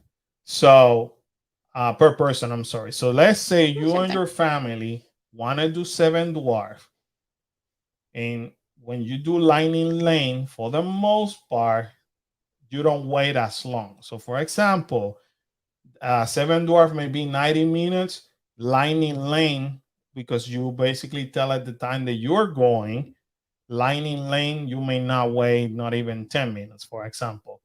But for that, you could pay somewhere between $10 to $12. Let's say that you come in a low season, so your whole entire family for just this ride alone will cost you $70 plus tax, and that's what you gotta make the decision. Seven Dwarf is the most popular ride on Magic Kingdom. It barely goes down, no less than 45 minutes. Do you want to do standby for 45 minutes, or do you want to just do it for 2 minutes? So that's where Lightning Lane is. So uh, those are purchased day the day off. Yes, this is per day per ticket. That's why you got it per day per ticket. So you got to be very selective. The other thing you have to understand, and the application will walk you through this too. You could only select two individual lining lanes per day for all 4 parks, which I think is BS in my opinion. Yeah. Because if I want a park hop and I want to basically spend money in Magic Kingdom, on Seven Dwarf and Space Mountain, and then I park hop over here in Animal Kingdom, and I see the Expedition Everest if it's open, has Lightning Lane, and I want to spend more money, I think I should be allowed to. But no, they don't. They only allow a maximum of 2 Lightning Lane per day, in all 4 parks. So if you're planning on hopping, you have to decide if there's Choose wisely. Choose wisely, yeah. Because if there's if you're gonna go to Magic Kingdom and Animal Kingdom, let's say that you might want to, if you want to, purchase one on one and one on the other. Juan Antonio wants me to add him to my plan. Yeah. So for guests that are staying in resort, you could actually do Lightning Lane as of 7 in the morning. For guests that are not staying in the resort, we have to wait until the park opens. And that's the biggest issue that is happening right now, or it had happened since that they introduced Lightning Lane, with especially Rise of the Resistance. Rise of the Resistance is already, for the most part, booked entirely or purchased entirely by resort guests, and then before it even opens. So once it opens and people like me try to purchase a Lightning Lane, there's no more. Or if there is, it's gonna be like at 7 or 8 o'clock at night. So if you're staying off property, or you're staying off property this time, so you can only buy Lightning Lane when the park opens. So keep an eye on the opening of the park. Each park opens at different time. So and depending the season that you're coming, sometimes they open at 8, sometimes they open at 9, which means the resort guests, if it's opening at 9 o'clock, regardless, they could buy it as a 7 in the morning. Now, Magic Kingdom, you could find Seven Dwarf. Now, what's gonna happen is you're gonna find them maybe later in the morning or early afternoon by the time that you're able to purchase it. So, Rise of the Resistance, I highly recommend you to try as soon. You see that usually Hollywood opens at 9 in the morning. As soon they open at 9 in the morning, try to get that line on the Lightning Lane for Rise of the Resistance. But she does. I don't know if you've kept an eye on it. She's asking what the standard queue time has been lately. 60 to 90 minutes. And we one thing that we always recommend is I know it might be a little struggle and you have 7 people in your family, so it might be a little harder, but try to what's called road drop and get there when the park opens. Right. Because you'll be able to do more as the park is opening than if you wait later towards the day. I was watching Instagrammer yesterday that went to Hollywood Studio. Now, yesterday is slow, but because he road drop and he's staying off, he live here locally. So obviously it's like you off property, but he rope drop, meaning he went in at 9 o'clock.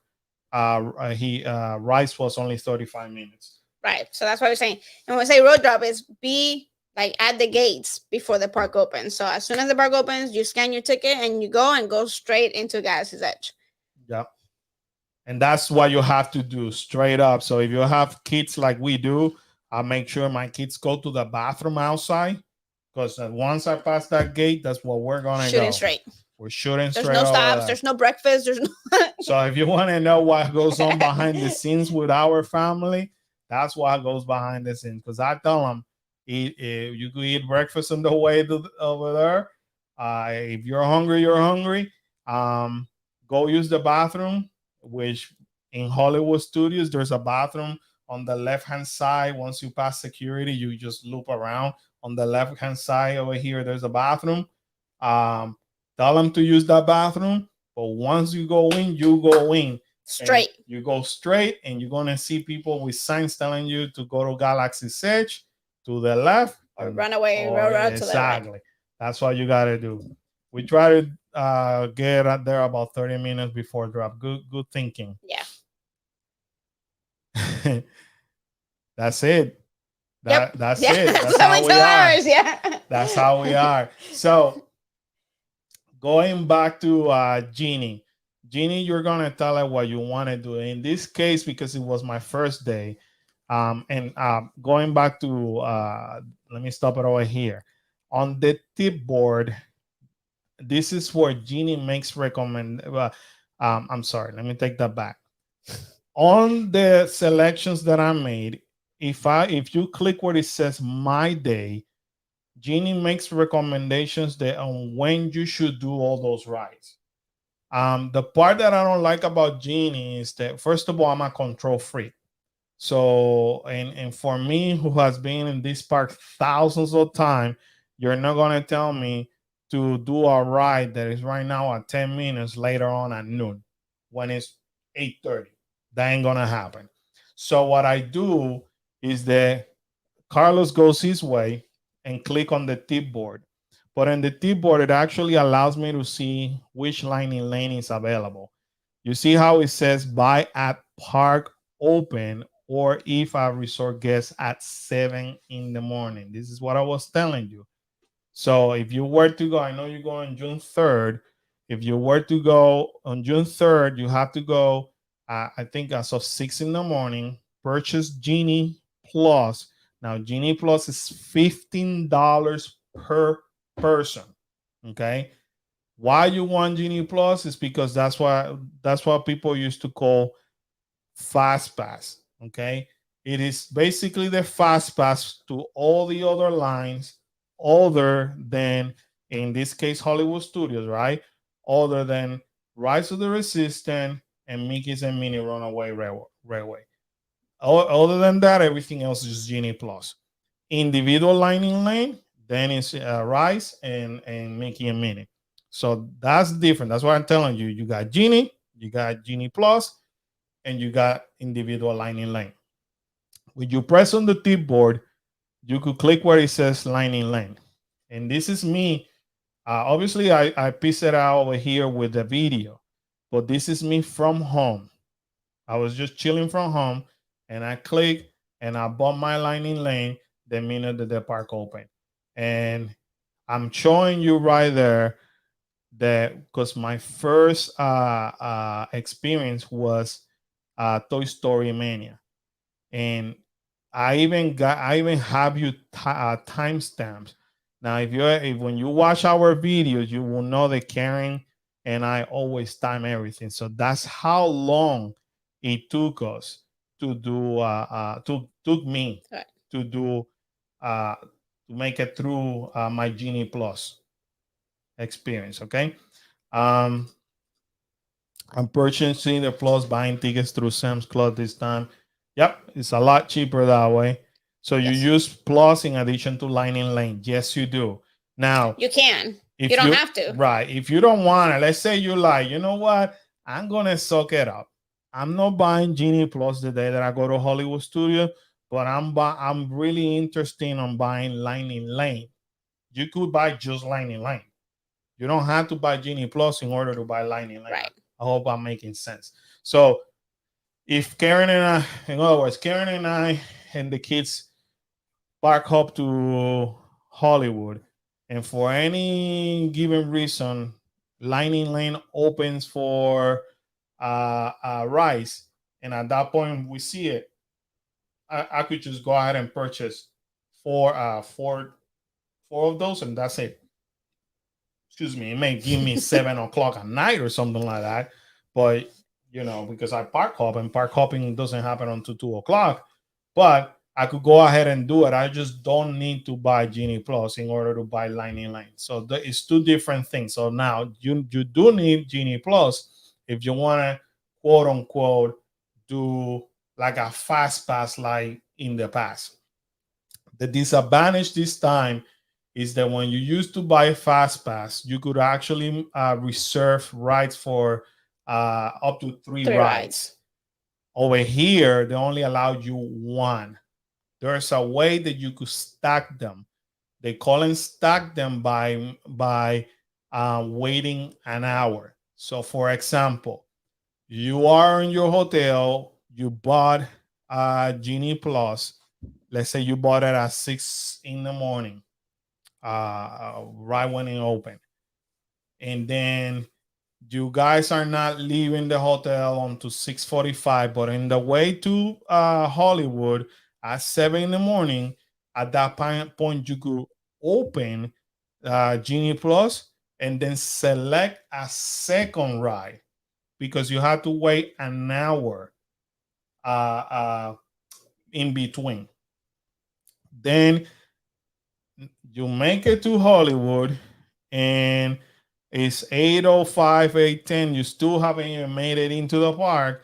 That will be another hour that have passed by. You could then select your third ride, and that's it. Then at that point, you're capped. That's how you can stack them, but you have to wait 1 hour in between. Say that again. All right. So you cannot, when you buy Genie Plus, you could only make Genie Plus reservations for one ride at the time. At a time. At the time, you cannot make three like before. The only way you could do that is by stacking them, and the system allows you to stack them by waiting 1 hour in between. So every hour You could stack you can stack up to up three. to three. Only up to three. Once you're at three, you're capped for until you go to your first ride. And that's what I'm gonna try to do on that Saturday when we go to Magic Kingdom with the entire family. My goal is to try to stack them before I even go to the park and have three already. So no, only three stacked. So you have one. It's just like the fast pass. The only reason the only difference in the fast pass, you were able to select three right off the bat. Right off the bat. Over here, you have to wait 1 hour to stack them, but your three is your limit.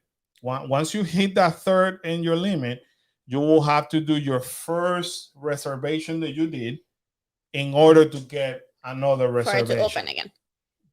Exactly.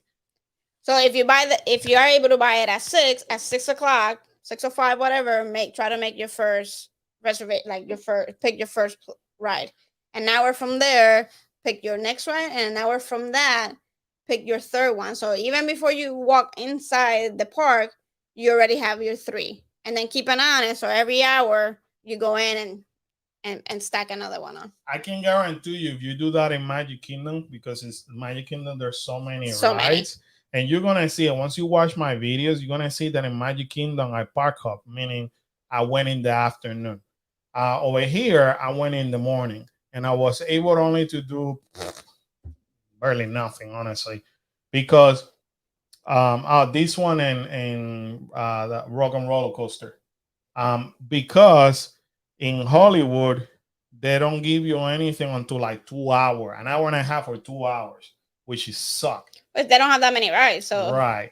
But in Magic Kingdom, once I made it in the afternoon, you're gonna see how many rides. And in that second video, it's even more critical, because in that video, if you're a person like me that break things and analyze things and mathematically speaking, I actually tell you how much I basically pay for each ride and the average of wait time that I did in Magic Kingdom with Genie Plus. And I tell you, obviously, my opinion, whether or not you should get it. So I tell you, I pay a total of these. That means that I did this many rides. So, and I waited XYZ amount of time, which is an average of 2 minutes, blah, blah, blah, which means I paid this per ride. So it ended up being like super, super low cost. And I'm like, would you pay this low cost and wait 2 minutes? Or would you at that point don't pay anything and then wait an average of this? So I do that breakdown. Obviously I didn't write it down on Typhoon, but you could pause it and put it back. Yeah, I think Magic Kingdom it's the best benefit for that, because they have so many rides at the Magic Kingdom that That's where you could really take advantage of that. Now, this is the part that I keep referring to. This is the part I keep referring to on Lightning Lane. I wish you would have been here last week when I was ranting about Fly of Passage, because Fly of Passage is similar to Rise of the Resistance, and I will show you here in a minute, and I'm gonna explain you why. Notice that over here, I only waited. This is for Mickey and Minnie's. Yeah, granted, it's not one of the popular rides, but I basically waited um, that much when I bought my Lightning Lane. That was it. And I want to say it was a 70-minute wait outside. I think that's what it I was. say it's one of the popular ones, so I'm sure it was high. That by the time I made it to the pre-show, look, I was in 4 minutes by the time I made it to the pre-show. And the ride was a 70-minute. So wait. So I paid, how much did I pay? I paid I paid $10. So I paid $10 and you saw it, and I waited whatever. I waited 4 minutes. So you will have to pay $70 and possibly wait for, let's say, 4 to 10 minutes per se, or you will wait 70 minutes on a standby. Right. That's what it narrows down to. That's where you gotta make that decision. Yeah, you got a Lightning Lane is one of those rides that I mean, you can only use Lightning Lane for Mickey and Minnie Railroad. It's not a Genie Plus. It's not a Genie Plus. That's why you have to have this list. All you have to do is just type Lightning Lane individual prices, and it actually there's tons of articles that tells you, and even on Disney.com it tells you which ride will under which park is a Lightning Lane. So these are the one that you have to pay separately. But again, that's the decision that you and your family have to make. Day off. Do the day off. Do we pay a total of $70 plus tax?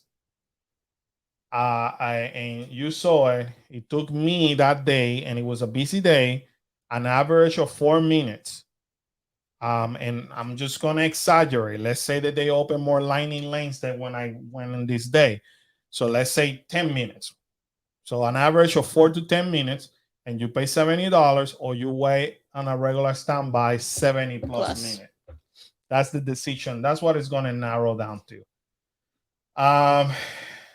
Now, this is the problem that I'm having. Oh, it also shows you the average. So, and you go rewatch this, but once you open per ride, it gives you when is the busiest time. So at that point, you're gonna wait longer at those times. Right. So I'm gonna skip it to the part that is very interesting. So on this specific day, Rise of the Resistance ended up going down about 3 times. I think it was.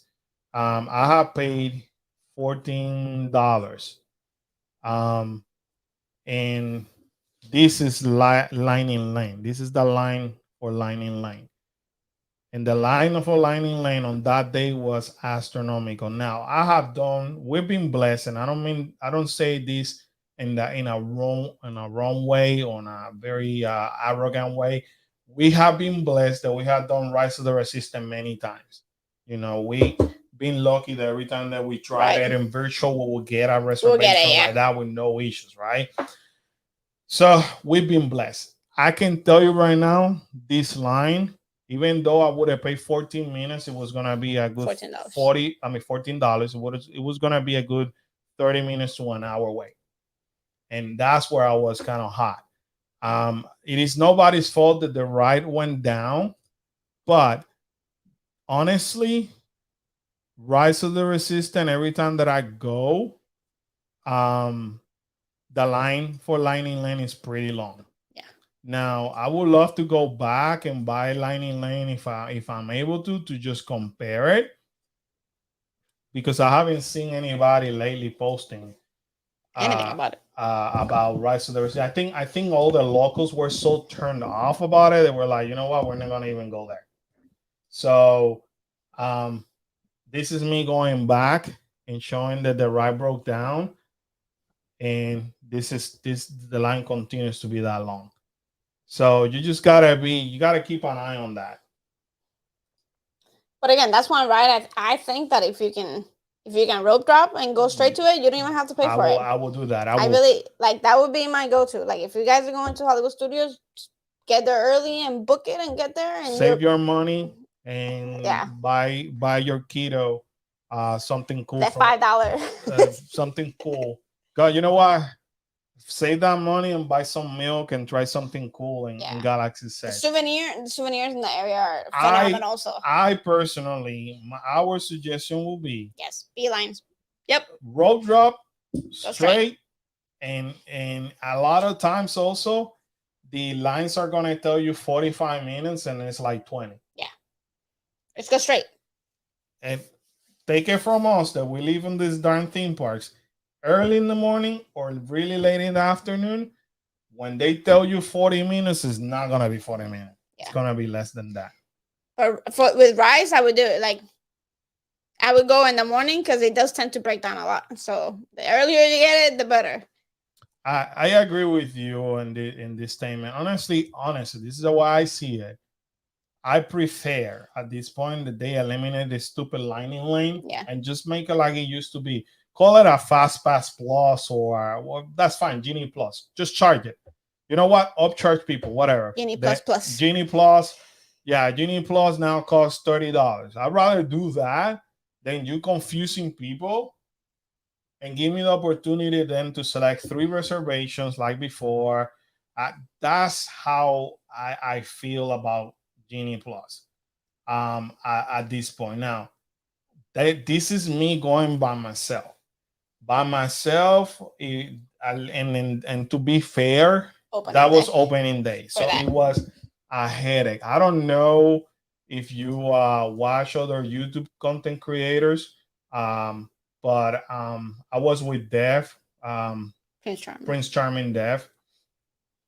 Well, now he's called recently about a year or two he changed his name to PC Dev because I think he was having issues with people finding him and all that. So Dev was here with me. So Dev and I were trying to figure it out this mess together on day one. It was a headache. I'm not gonna lie to you. It was a headache, and actually, if you watch his channel, Prince Charming Dev, he will tell you how frustrated he was. Here's Dev. I don't know if you ever. Your hand's in the way. My hand was in the way. Yeah, but I try when I'm with other content creators. This is Dev. When I'm out with other content creators, I don't want to just like, hey, by the way, here's Prince Charming Dev, because I don't want to, make him think that I'm taking advantage of that when we do have a friendship off camera. So yeah, this is Dev, and he was actually if you were to watch his video about Genie Plus, you will see some of these shots similar than mine because we were together. And toward the end, he makes a reference that one of his friend or buddies had an issue where he purchased a pass on Rise of the Resistance. He was referring about me because what we ended up doing is that we split. He went to another park and I stayed to see if I could get a refund. And the whole deal was trying to get a refund.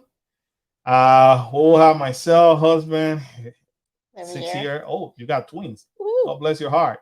And one set of grandparents. Oh, I like that because the grandparent can spoil the heck out of the kids. In-laws get frustrated with waiting, and so many planning comes on handy. Yes, yeah. I don't mind. And then in June, so it's gonna be hot too. Yeah, and that's another thing I forgot telling you. Genie Plus is for honestly not to disrespect you. Genie Plus is for people like you guys. The tourists that come here maybe once or twice a year, if they can. It's intended that way. It's not intended for us local. Disney can care less about us and can care less about the pass holders. Disney knows that they're smart where they know where the money is going, it's coming from. And they know that there's people they want to get there. And for example, rise of the resistance. There's people still nowadays that after since that rice opened, after so many times, have not been able to ride rice. Unlike us, every time that we used to go, we used to find a reservation like that. So Disney knows that. So the only way that they could go about it to kind of like help out and be in the playing field at the same time they made money was creating something like this. So they know that people like you guys are the one who's going to be investing on Genie Plus. People like me can care less about Genie Plus because I don't mind standing on a standby. As a matter of fact, if I go right now to Hollywood, I don't care about rice at this point because I have to be in the mood because I've done it so many times. Maybe just maybe we'll do Slinky Dog and I will suck it up and do an hour. And then I think the difference not so much that you don't care, it's just that if we don't get it today, we can come back another day and hit it. You know, it's not like it's not like we have this time frame where we have to try to get everything done because if we don't hit it today, we'll go next weekend or we'll go in a couple of days and then we'll probably be able to do it. Yeah, or we'll go really early in the morning or really late at night where we have a better chance than when we spend an entire day. Exactly, we could go any given time, and as content creator, anybody that has a YouTube channel who's a content creator, a dedicated content creator like we are, we go with a specific mission. Right. So it's not, I mean, it's very rarely that we're like, okay, we don't have a schedule today, we're just hanging out. But even hanging out, we're not going to spend hours in a theme park like you guys. So every single content creator, I don't care if it's Def, I don't care if it's Team Tracker, whoever you watch, they will tell you we're not going to be here for hours. They just come over here 2 to 4 hours stop and they're out. And that's what Disney knows. There's so many people like us, so they're not going to cater this to us. Okay, good. So they're used to. The in-laws are from Florida, so they're used to the weather. Us. Okay, so they're used to the weather, so that's good. So my recommendation: watch these 2 videos, okay? And book it. Watch these 2 videos so you see and learn from my experience and see the screenshots and all that. Have your husband with you so that way he also understands the concept. Again, you just do Cool Case Adventure Genie, and then the other one you have to do is Cool Case Adventure A Day in Galaxy's Edge to see the other one, how much it's going to cost. That's where the grandparents come in handy. So that's where the grandparents will come in handy. But then in this video, it's just me park hopping, and you see, is Genie Plus better during the afternoon? You know, so I'm trying to answer that question that people may have. But I at the end of the video, I cost it out for you, and I tell you whether I think or not it is good or not. And then we'll have another video coming up too. Oh, good. I'm glad that we were able to help you. Yeah, definitely. And we'll have another video coming up hopefully by the end of January because we're going on the 20th. We're going next week. Next Saturday, is it? It's on the 20 something, no? The 22nd. Right, so it'll come to like the last week of January. So the Saturday the 22nd, we're gonna be there. So you're gonna see us having to deal with Genie Plus as a family, where you're gonna be able to see us in the experience. My goal is also to do it in other parks, to be honest with you. So I want to do it in Animal Kingdom on another day. But again, I'm just waiting for the crowd to go down because not because I don't want to show you the reality when it's busy. Simply because when it's slow, I could actually take my time, talk. I don't have to feel rushed and all that. And June shouldn't be too horribly busy either. Not the beginning. Yeah, of June. You're coming at the beginning of June, so it should kind of be somewhat good. She's coming right after Memorial Day weekend, so it should be fairly decent crowds, like not too bad, not too crazy. I mean, because you're not coming close to July 4th, so you should be good. We by the second week of June is when we get busy, right? And then from all the way to September. So I think the crowd the crowd should be decent at that point. I think not too bad. Yeah. So Yeah, definitely look on this two video. Look at the other one that I told you about how much you could spend on one day, and we will definitely be in the lookout for the next video because uh, that's coming up soon. But anyways, guys, it's I hope we were able to help everybody. Good chat today. It was amazing to interact with all of you and hear from you. It was and to share our experience once again with you and the news that are coming uh, in the next soon. Whether it was Universal or Disney, but it was super awesome that we were able to share with you. We will be back next Monday. I know next Monday is Martin Luther King, but we will be back at the same time at 8 o'clock. Not to confuse anybody, so we will be doing a live stream at 8 o'clock. Keep bringing your question, Jamie. Continue to write down any question that you have. Yes. As you can see, I think this platform is better because you could actually ask us any question.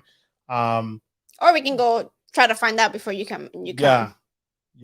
So go ahead and write down any questions you have. Hold them for us for Monday, and let us know, and then We'll keep chatting. we keep chatting. We'll keep helping you guys out. Anyways, I hope everybody had a great adventure with us tonight. I know it's been over 2 hours, but thank you for joining us. Thank you so much. Thank you for hanging out with us. It means the world. We won't. I won't get sick of you. We won't. No, not at all. Actually, that's the reason why we are content creator. We love helping. We want to help everybody. We want to make sure your experience is amazing when you come down. If we can help you planning your vacation and you can have a better time over here, that's making our day. Rather, that just made our day. So anyway, we hope you have a good evening. We love you guys. Thank you so much for your support. Have a good night.